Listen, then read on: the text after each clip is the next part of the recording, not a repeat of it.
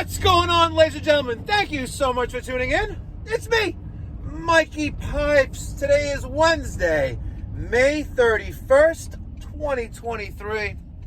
I am heading to my first service call of the day, and then we're going to an install to help Daniel and Peter out, taking out a Rheem 4-ton system and putting in a Bosch IDS 2.0. But before we do that, we're heading to our first service call of the day.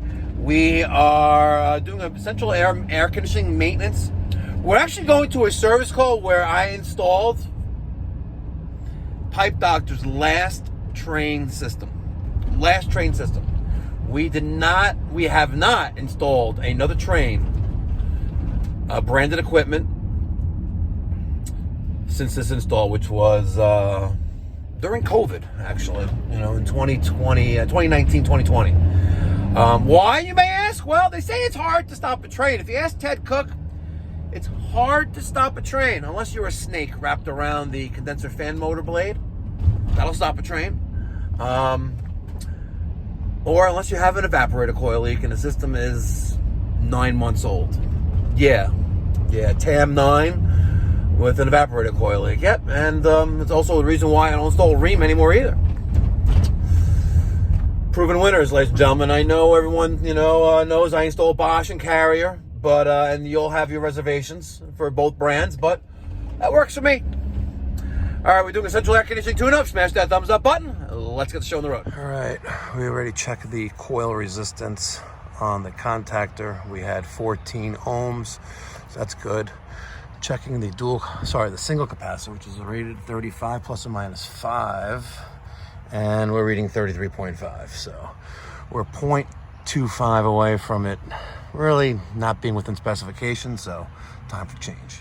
All right, there's the AMRAD, 35.6. Love the American-made AMRAD. Look, it's even got a serial number on it. So nice, very, very nice. So the 35 single capacitor for the compressor, we'll hook that back up, and then we'll check for amperage draw.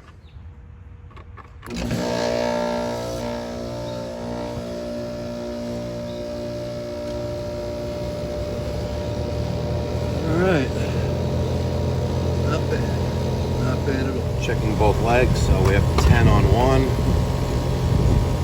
9.5 on the other, 9.6 on the other. Alright, system is running. I got my Testo Smart Probes on. It's a little chilly.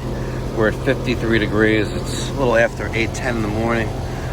Take a look at my pressures. Low side 105, high of 201. I got 4.8 degrees of subcooling. Keep in mind I have that automatic expansion valve on the TAM 9 air handler, so it's trying to do whatever it can. Granted, we are too cool to be testing with subcooling. Our pressures, I would like to see a little bit higher, but then again, it is 53 degrees out. It's 71 degrees inside. I'm quite content with these numbers. I think that once it's warmer out, this number will come up, this number will come up, all the numbers will come up, and we'll be good to go. So I'm not really concerned or worried at all. Everything looks good here. All right, got the top off. Take a look at this. Wow. Flying projectile. Literally just sitting right there. Got lucky. Could have pierced the coil. That would have sucked. All right. I used the Viper, the Brightener, maximum strength Venom Pack by Refrigeration Technologies. I just saturated and cleaned the whole coil with it. I rinsed out the foam gun with fresh water. I let it sit for about 10 minutes, and now we're going to rinse it off. And then we'll put it back together. When we're cleaning from the inside out, not from outside in. The reason for doing that is when this fan is running, air is coming from the outside in, air and dirt. So you want to rinse out from inside out. And let it sit for a little while. We did my best cleaning out all of the leaves and mulch from the bottom. That's what's left. So we're good. Let's give it a rinse. Just want to show you guys. See, the system is 3 years old. And look at all that dirt coming out of there. See? She looked clean, but look at all that dirt coming out of there. and she looked clean, guys. Come on. Do the job 100%. This coil is now going to have great and amazing heat transfer. I'm telling you. Clean your coils every year, ladies and gentlemen. Clean your coils. Get all that dirt out. And that's normal the way it turns on, right? Yep, that's normal.